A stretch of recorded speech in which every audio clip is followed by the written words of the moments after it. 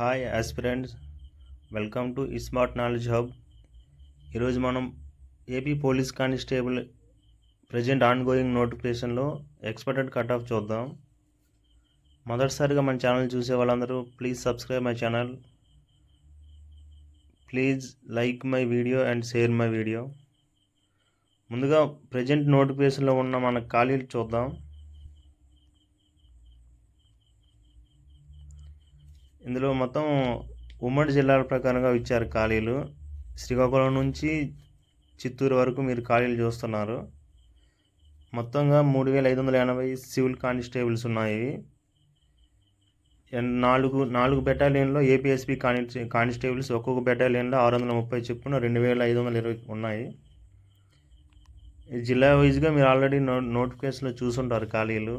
శ్రీకాకుళానికి 100, విజయనగరానికి 134, Visakhapatnam city rural ఉన్నాయి.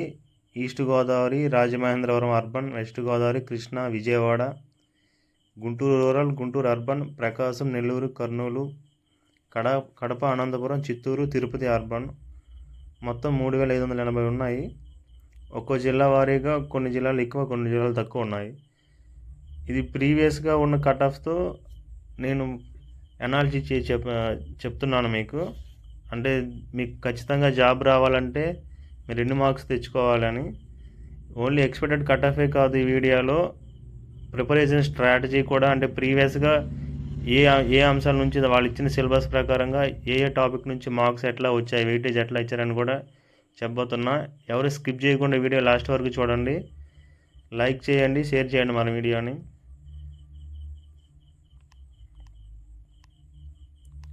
ముందుగా సివిల్ ఎక్స్పెక్టెడ్ కట్ ఆఫ్ చూద్దాం. ముందుగా శ్రీకాకుళం జిల్లా నుంచి చూద్దాం. శ్రీకాకుళం జిల్లాలో మనకున్న పోస్టులు సివిల్ 100 ఉన్నాయి. దానికి 2019లో 2017 నోటిఫికేషన్లో శ్రీకాకుళం జిల్లాలో సివిల్ కట్ ఆఫ్ 134, 135 ఉంది. అందులో అంటే మీకు సేఫ్ స్కోర్ కావాలంటే 135 మార్కులు తెచ్చుకోవాలి. అందులో సబ్ కేటగిరీస్ ఉంటాయి కదా, SC, ST, BCA, BCB, BCD. ఈ సబ్ కేటగిరీస్ వైజ్గా చూసుకుంటే 129 నుంచి 135 మధ్యలో సేఫ్. ఓపెన్లో రావాలంటే 135 కావాలి. అండ్ సెకండ్ విజయనగరంలో కూడాను 150 దగ్గర ఉన్నాయి పోస్టులు. అక్కడ కూడా మీకు ఓపెన్లో రావాలంటే 132 వస్తే సేఫ్ స్కోరు. అందులో మళ్ళీ కేటగిరీ వైజ్గా మారిపోయింది. అన్నిటికంటే ఎస్టీకి తక్కువ ఉండే అవకాశం ఉంది. మినిమం 125 వస్తే వాళ్ళకి జాబ్ వచ్చే అవకాశం ఉంటుంది. దాని తర్వాత బీసీ కేటగిరీ వైజ్గా మీకు సేఫ్ రావాలంటే ఓపెన్కి, బీసీ కేటగిరీస్కి ఈ శ్రీకాకుళం, విజయనగరం జిల్లాలో పెద్దగా మార్క్స్ తేడా ఉండదండి. ఇక్కడ టఫ్ కాంపిటీషన్ ఉంటుంది. సో 132 తెచ్చుకుంటే సేఫ్. నెక్స్ట్ విశాఖపట్నంకి రూరల్, అర్బన్ రెండు కలిసి 330 వరకు ఉన్నాయి పోస్టులు. సో ఇక్కడ మీకు లోకల్ కేటగిరీలో చూసుకుంటే మీకు ఎస్సీ, ఎస్టీలు చూసుకుంటే 120 లోపు వచ్చినా కానీ జాబ్ వచ్చే అవకాశం ఉంటుంది. బట్ ఓపెన్లో రావాలంటే 130, అంటే పక్క జిల్లాల వాళ్ళు కూడా ఇక్కడ ఓపెన్లో పోటీ పడే అవకాశం ఉంటుంది. ఇక్కడ 130 వస్తే safe score Visakhapatnam. Next east గోదావరిలో కూడా రాజమండ్రి అర్బన్ ఉంది, ఈస్ట్ గోదావరి రెండు కలిసి మీకు 300 ఉన్నాయి పోస్టులు. ఇక్కడ కూడా మీకు 127 వస్తే లోకల్ క్యాండిడేట్స్కి సివిల్ వచ్చే అవకాశం ఉంటుంది. ఎందుకంటే ఇప్పుడు మనకి లాంగ్ టైం ప్రిపరేషన్ కాబట్టి కట్ ఆఫ్లు పెరిగే అవకాశం ఉంటుంది. అండ్ ఓపెన్లో రావాలంటే 130 మార్క్స్ రావాలి. ఇంకా వెస్ట్ గోదావరిలో కూడాను లోకల్ క్యాండిడేట్స్కి 120, బీసీ కేటగిరీలో 123 వస్తే అవకాశం ఉంటుంది. ఇంకా ఓపెన్లో రావాలంటే 130 వరకు ఉంటుంది కట్ ఆఫ్. నెక్స్ట్ కృష్ణా జిల్లాలో విజయవాడ సిటీ ఉంది, కృష్ణా రెండు కలిసి మీకు 400 వరకు పోస్టులు ఉన్నాయి. ఇక్కడ లోకల్ క్యాండిడేట్స్కి ఎస్సీ, ఎస్టీ క్యాస్ట్లకి అయితే 120, 118 వచ్చినా వచ్చే అవకాశం ఉంటుంది. బీసీ కేటగిరీలో కూడాను 120, 121 వస్తే సబ్ కేటగిరీ వైజ్గా అవకాశం ఉంటుంది. ఇక్కడ సేఫ్ స్కోర్ ఏమొచ్చి ఓపెన్లో 130, లోకల్ క్యాండిడేట్స్కి సేఫ్ స్కోరు 126 ఉండే అవకాశం ఉంటుంది. నెక్స్ట్ గుంటూరు అర్బన్ ఉంది, రూరల్ రెండు ఉన్నాయి. ఈ రెండు కలిసి మీకు ఇక్కడ 300 వరకు పోస్టులు ఉన్నాయి గుంటూరులో కూడా. ఇక్కడ లోకల్ క్యాండిడేట్స్కి 120 వస్తే సివిల్ అవకాశం ఉంటుంది, 128కి నాన్ లోకల్ అవకాశం ఉంటుంది ఓపెన్ కేటగిరీ. నెక్స్ట్ ప్రకాశంలో 200 చిల్లర ఉన్నాయి పోస్టులు. ప్రకాశంలో లోకల్ క్యాండిడేట్స్కి 124 వస్తే సివిల్ వచ్చే అవకాశం ఉంటుంది. అంటే ప్రీవియస్ కట్ ఆఫ్తో మనం కంపారిజన్ చేస్తే. నాన్ లోకల్ ఈ ప్రకాశం జిల్లా కాంపిటీషన్ ఉండే అవకాశం ఉంటుంది, 132 వరకు ఉంటుంది ఇంచుమించు. నెక్స్ట్ నెల్లూరులో మనకి 160 పోస్టుల వరకు ఉన్నాయి. ఇక్కడ లోకల్ కేటగిరీలో చూసుకుంటే ఎస్సీ ఎస్టీలకి 120 122 మధ్యలో వచ్చే అవకాశం ఉన్న, బీసీ కేటగిరీకి 127 వరకు వస్తే కానీ జాబ్ వచ్చే అవకాశం ఉంటుంది. నెల్లూరులో కూడా ఓపెన్ కేటగిరీలో ఉండాలంటే 130 వరకు ఉంటుంది కట్ ఆఫ్. కర్నూలులో కూడాను 350 వరకు ఉన్నాయి పోస్టులు సివిల్. ఇక్కడ లోకల్ క్యాండిడేట్స్కి అంటే బీసీ కేటగిరీకి అయితే 125 సేఫ్ స్కోర్ ఉండే అవకాశం ఉంది. ఇంకా అందులో ఎస్సీ ఎస్టీలకి 120 వస్తే జాబ్ వచ్చే అవకాశం ఉంటుంది. ఇక్కడ ఓపెన్లో 130 131 వరకు ఉండే అవకాశం ఉంది కట్ ఆఫ్. కడప కూడా 350 వరకు ఉన్నాయి పోస్టులు. కడప లోకల్ క్యాండిడేట్స్కి 120 122 వస్తే జాబ్ వచ్చే అవకాశం ఉంటుంది. అందులో కేటగిరీ వైజ్గా మారుద్దండి, నేను సేఫ్ స్కోర్ కోసం మాట్లాడుతున్నా, ఏ కేటగిరీ అయినా. ఇక్కడ కడపలో లోకల్ నాన్ లోకల్కి కూడా కేటగిరీ వైజ్గా మారే అవకాశం ఉంటుంది. ఇక్కడ కడపలో ఓపెన్ కేటగిరీ 130 వరకు ఉండే అవకాశం ఉంటుంది. నెక్స్ట్ అనంతపూర్లో కూడా 350 వరకు ఉన్నాయి పోస్టులు. ఇక్కడ లోకల్ కేటగిరీలో అంటే ఎస్సీ ఎస్టీలకి ఇక్కడ 118 120 లోపు ఉండే జాబ్ వచ్చే అవకాశం ఉంటుంది. బీసీ కేటగిరీస్లో 125 ఉంటే ఆ సేఫ్ స్కోరు సివిల్గా వచ్చే అవకాశం ఉంటుంది. ఓపెన్లో 130 వరకు ఉండే అవకాశం ఉంది కట్ ఆఫ్. ఇంకా చివరిగా చిత్తూరులో తిరుపతి అర్బన్ కూడా ఉన్నాయండి. ఈ రెండు కలిసి మనకి 200 అబవ్ ఉన్నాయి పోస్టులు. ఇక్కడ కూడా మనకి లోకల్ క్యాండిడేట్స్కి సేఫ్ స్కోర్ 125 వస్తే సేఫ్, అండ్ ఓపెన్ కేటగిరీలో 130 వరకు ఉన్నాయి కట్ ఆఫ్. అంటే 130 అనేది మీకు ఏ జిల్లాలో తీసుకున్నా మ్యాక్సిమం జాబ్ ఎక్కడో ఒక దగ్గర వచ్చే అవకాశం ఉంటుంది. సో మనం ప్రిపరేషన్ కూడాను 130 స్కోర్ వచ్చేటట్టుగా వాళ్ళు ఇచ్చే సిలబస్కి అనుగుణంగా మన ప్రిపరేషన్ ఉండాలి. ఇప్పుడు నెక్స్ట్ సిలబస్ అనాలిసిస్ చూద్దాం. యాక్చువల్గా కానిస్టేబుల్ మెయిన్స్ కానీ ప్రిలిమ్స్ కానీ సేమ్ సిలబస్ అండి. వాళ్ళు మన సిలబస్ కానీ డివైడ్ చేసుకుంటే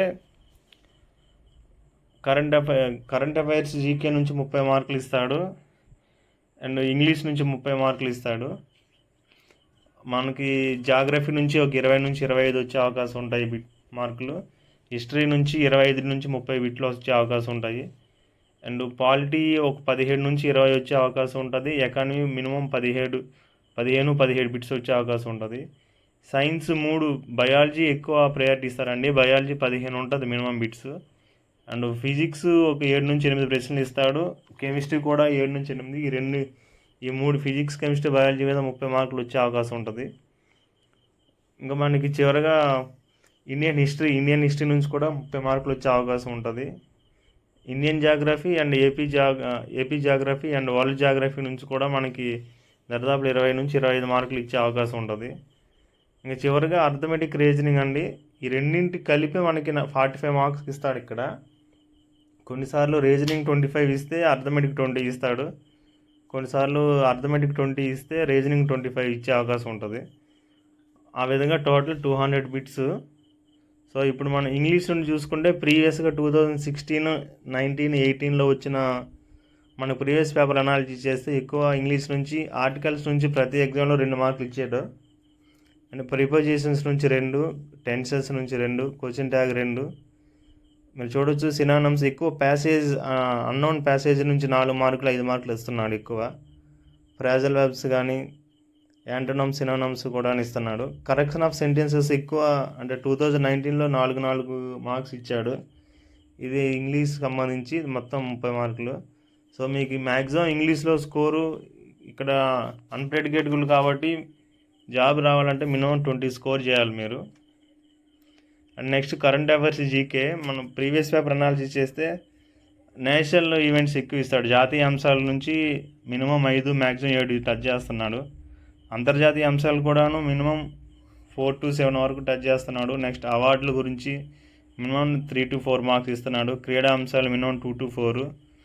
ముఖ్యమైన తేదీల గురించి ప్రతి ఎగ్జామ్లో మినిమం ఒక బిట్ టచ్ చేస్తున్నాడు. నెక్స్ట్ మహిళా ప్రాధాన్యత ప్రథములు వాటి నుంచి బిట్ ఇస్తున్నాడు. నెక్స్ట్ సూచీలు ఉంటాయండి, అంటే హంగర్ ఇండెక్స్ కానీ, పవర్టీ ఇండెక్స్ కానీ, చాలా రకాల సూచీలు ఉంటాయి, వాటి నుంచి మినిమం ఒక బిట్ టచ్ చేస్తున్నాడు. నియామకాల గురించి అండ్ సైన్స్ అండ్ టెక్నాలజీ గురించి అయితే రీసెంట్ 2019లో 8 బిట్లు ఇచ్చాడు. సో ఇప్పుడు కూడా సైన్స్ అండ్ టెక్నాలజీ మీద ఎక్కువ బిట్లు ఇచ్చే అవకాశం ఉంటుంది. ఇంకా కమిటీలు, కమిషన్లు, పుస్తకాలు, ప్రభుత్వ పథకాలు, అబ్రివేషన్స్ వీటి నుంచి వస్తాయి. ఇందులో కరెంట్ అఫైర్స్ బాగా పట్టు సాధించాలంటే డైలీ న్యూస్ పేపర్స్ మీరు చదవాల్సి ఉంటుంది. సో వీటిలో కూడా మినిమం 30 క్వశ్చన్స్ వచ్చే అవకాశం ఉంది, కాబట్టి ఇందులో మినిమం 20 చేస్తేనే జాబ్ వచ్చే అవకాశం ఉంటుంది. నెక్స్ట్ బయాలజీ నుంచి మినిమం 15 నుంచి మ్యాక్సిమం 20 వరకు ఇస్తున్నాడు బిట్స్. ఇందులో కూడాను మీరు వృక్ష శాస్త్రాలకు సంబంధించి, జీవపరిణామానికి సంబంధించి ఎక్కువ వృక్ష శరీర ధర్మశాస్త్రం గురించి ఎక్కువ ఇస్తున్నాడు బిట్స్, అండ్ మానవ శరీర ధర్మశాస్త్రం గురించి. ఈ రెండింటి నుంచే మినిమం వాడిచ్చే 15లో 7 నుంచి 8 ప్రశ్నలు వస్తున్నాయి.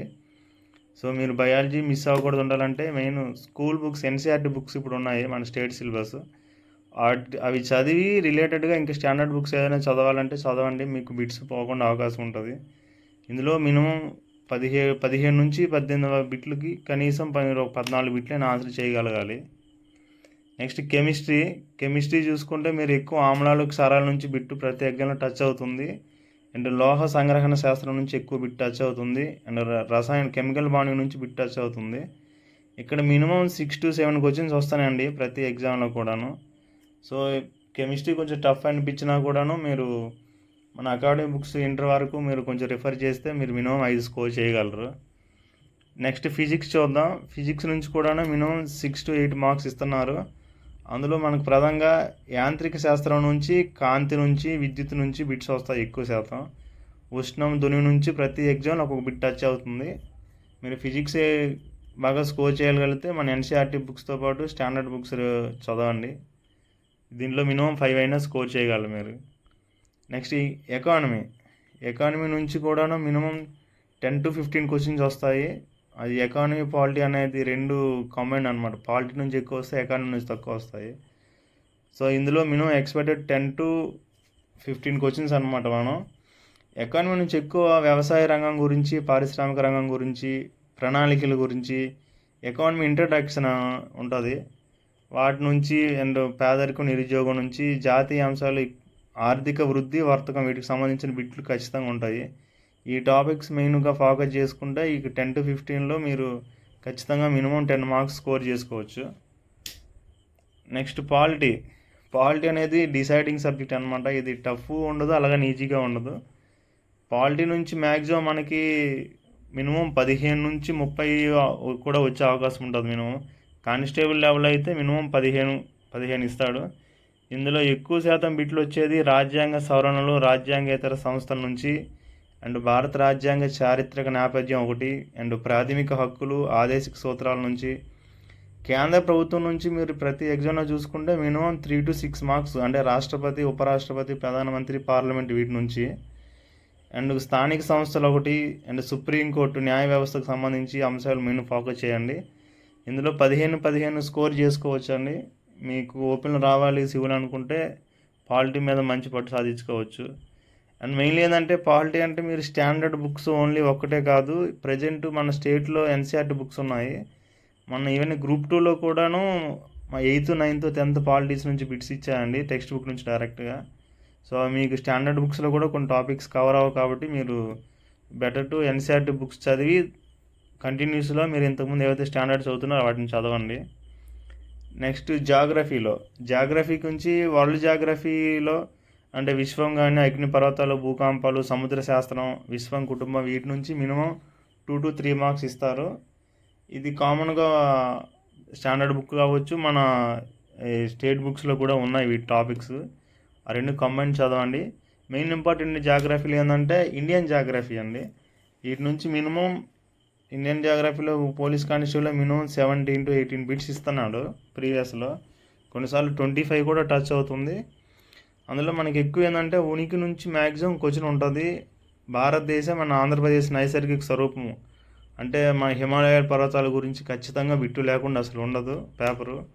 అంటే నదీ వ్యవస్థ నుంచి నీటిపారుదల సౌకర్యాలు, శీతోష్ణ స్థితి, ఖనిజ వనరులు, అడవుల గురించి, భారతదేశ తెగల గురించి, పర్యాటక రంగం, పరిశ్రమల గురించి ఖచ్చితంగా బిట్ ఉంటుంది. ఈ టాపిక్లు ఫోకస్ చేసి మీరు దీంట్లో ఈ జాగ్రఫీ కూడా మనకి ఇప్పుడు కొత్తగా వచ్చిన బుక్స్లో చాలా ఎక్కువ ఉంది కంటెంట్.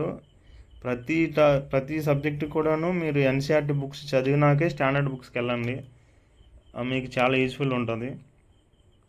నెక్స్ట్ చివరిగా హిస్టరీ అండి.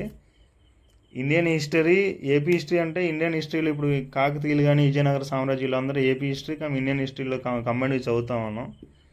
సో హిస్టరీలో మనం మ్యాక్సిమం మీరు ఇప్పుడు వాడు ఎక్కువ శాతం అడిగేది రాష్ట్రకూటులు, చోళులు, తూర్పు చాళుక్యుల మీద ఎక్కువ అడుగుతుంటాడు బిట్లు, అండ్ గవర్నర్ జనరల్స్. మనకి హిస్టరీకి వచ్చుకుంటే ప్రాచీన భారతదేశ చరిత్ర, మధ్యయుగ భారతదేశ చరిత్ర, ఆధునిక భారతదేశ చరిత్ర 3గా డివైడ్ చేస్తాం మనం. వాడి హిస్టరీలో మ్యాక్సిమం 30 బిట్లు ఇస్తే అందులో ఆధునిక భారతదేశ చరిత్ర నుంచి మినిమం 15, మ్యాక్సిమం 20 బిట్ల వరకు ఇస్తున్నాడు అండి ప్రీవియస్గా చూసుకుంటే. మీరు ఆధునిక భారతదేశ చరిత్ర మీద ఎక్కువ అంటే ఐరోపా వారు భారతదేశానికి ఎప్పుడైతే వచ్చారో అప్పటి నుంచి స్టార్ట్ చేసి స్వాతంత్రం వచ్చిన తర్వాత వరకు పరిణామం అంతా ఆధునిక భారతదేశ చరిత్రలోకి వస్తుంది. సో మీరు ఆధునిక భారతదేశ చరిత్ర మీద ఎక్కువ ఫోకస్ చేయండి. అంటే భారత స్వాతంత్రోద్యమం కావచ్చు, అతివాద మితవాద యుగాలు కావచ్చు, గాంధీ యుగం కావచ్చు. అందులో మోస్ట్లీ గాంధీ యుగం కోసం మీకు గాంధీ యుగం నుంచి మినిమం 5, మ్యాక్సిమం 7 వరకు బిట్లు ఇస్తున్నాడు. దాని తర్వాత వైస్రాయిలు, సంస్కరణోద్యమాలు వాటి మీద ఫోకస్ చేయండి బాగా. ప్రాచీన భారతదేశం, మధ్యయుగ భారతదేశంలో ఉన్న భారతదేశాన్ని పరిపాలించిన రాజవంశాలు కానీ వీటి మీద ఎక్కువ అడుగుతాడు బిట్స్. అందులో మోస్ట్లీ మొఘలుల గురించి కానీ భక్తి ఉద్యమాలు కానీ, దాంతోపాటుగా మనకి కాకతీయులు, విజయనగర సామ్రాజ్యం వీటి మీద ఎక్కువ ఫోకస్ చేయండి. వీటి నుండి చదివితే ఇవి మినిమం స్టాండర్డ్గా మనకు అర్థం అయిపోయింది. వీటి అంశాలు కూడాను స్కూల్ బుక్స్లో ఉన్నాయి. ఈ చదువుతో పాటు మీ స్టాండర్డ్ బుక్స్ చదవండి. దాంతోపాటుగా ఇప్పుడు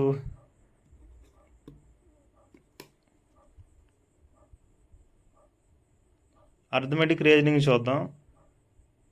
మనం రీజనింగ్లో చూసుకుంటే ఎక్కువ బిట్స్ వచ్చేది మనకి Venn diagrams, clocks, calendars. Arithmetic reasoning split అవుతుందండి. 45 మార్క్స్ వరకు ఇస్తాడు మనకి రెండు కలిపి. ఒక్కో ఎగ్జామ్లో మనకి అర్థమెటిక్ ఎక్కువ మినిమం 20 to 25, 30 వరకు ఇస్తే రీజనింగ్ తగ్గిపోతాయి. కానీ ప్రెజెంట్లో రీజనింగే ఎక్కువ ఇస్తున్నాడు అర్థమెటిక్ కంటే. 45లో మనకి మ్యాక్సిమం 25, 28 వరకు రీజనింగ్ క్వశ్చన్సే వస్తున్నాయి. వీటిలో మనకి ఎక్కువ వాళ్ళు ఫ్రీక్వెంట్గా అడిగే మార్క్స్ ఏదంటే కోడింగ్, డీకోడింగ్ నుంచి కానీ, sitting arrangement, analogy, odd man out వీటి నుంచి వస్తాయి బిట్స్. దాంతోపాటుగా వెన్ డయాగ్రామ్స్ వాటి నుంచి, దాంతోపాటు లాజికల్ వెన్ డయాగ్రామ్స్ నుంచి వస్తున్నాయండి బిట్స్. మెయిన్గా ఇవి ఫోకస్ చేసుకుంటే ఈ టాపిక్స్ రీజనింగ్ ఈజీగా ఉంటుంది. నెక్స్ట్ అర్థమెటిక్ ఇది కూడా 20 to 25 మార్క్స్. ఎక్కువ దీంట్లో నుంచి మనకి నెంబర్ సిస్టమ్ నుంచి వస్తాయండి, మినిమం 3 to 4 మార్క్స్. పర్సంటేజెస్ కానీ, సింపుల్ అండ్ కాంపౌండ్ ఇంట్రెస్ట్ కానీ, రేషియో అండ్ ప్రాపరేషన్ నుంచి మోస్ట్లీ ప్రతి ఎగ్జామ్లో 3 to 4 మార్క్స్ అడుగుతాడు. అండ్ మెన్సరేషన్ కానీ, ఎల్సిఎం, ఎస్సిఎఫ్ నుంచి, ప్రాబబిలిటీ నుంచి, time and work, time and distance వీటి నుంచి. మీరు వీటికి అన్నిటికీ అంటే మ్యాథ్స్ బ్యాక్గ్రౌండ్ ఉన్న వాళ్ళు అయితే ఏదైనా స్టాండర్డ్ బుక్ ప్రిపేర్ అయినా ఓకే, కానీ మ్యాథ్స్ నాన్ మ్యాథ్స్ వాళ్ళు అయితే మాత్రం మీకు మినిమం కోచింగ్ అవసరం అవుతుంది వీటికి. సో మీరు కోచింగ్ తీసుకొని బాగా ప్రిపేర్ అయితే ఓకే. వీటి ఈవెంట్స్ కూడా డిసెంబర్ లాస్ట్ వీక్ అని అనౌన్స్ చేశారు. మనకున్న ఇన్ఫర్మేషన్ ప్రకారం డిసెంబర్ 26 or 27 స్టార్ట్ అయ్యే అవకాశం ఉన్న ఈవెంట్స్. సో మీరు ఆ ఈవెంట్స్కి సంబంధించిన ప్రెస్ నోట్ కూడా రీసెంట్గా రిలీజ్ చేసింది, మీరు చూడొచ్చు. 95,208 మెంబర్స్ ఈవెంట్స్ క్వాలిఫై ఉన్నారు. సో మీరు ఈవెంట్స్కి ప్రిపేర్ అవుతా ఒకవైపు రోజుకి 10 నుంచి 12 గంటలు సిలబస్ స్ప్లిట్ చేసుకొని చదువుకుంటే మ్యాక్సిమం ఇప్పుడు చెప్పినట్టుగా మనం ఇంచుమించుగా సైన్స్ 3 యాడ్ చేస్తే వాటికి ఒక 30 మార్క్స్ నుంచి ఒక 30కి ఒక 20 మార్క్స్ మీరు స్కోర్ చేసుకోగలగాలి. ఇట్లా యావరేజ్గా 6:30 180 అనుకుంటే మీకు 6 into 20, 22 మార్క్స్ తెచ్చుకుంటే 130 స్కోర్ పడుతుంది. కాబట్టి మీకు ఓపెన్లో జాబ్ వచ్చే అవకాశం ఉంటుంది. Okay friends, thank you. నా వీడియో మీకు ఉపయోగపడుతుంది అనుకుంటున్నా. Please subscribe my channel. Please share my video, like my video. Thank you friends.